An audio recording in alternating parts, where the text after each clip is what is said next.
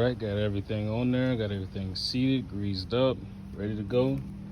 Last step is gonna be putting this nut and washer back on.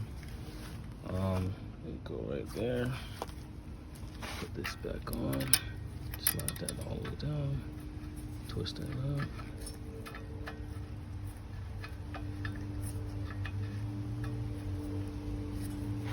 Hold on.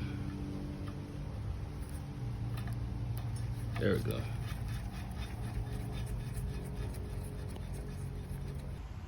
All right, there you have it. That's the end result. Everything looks pretty good. Thanks for watching. By the way, if you haven't already, go ahead, like and subscribe. Leave a comment.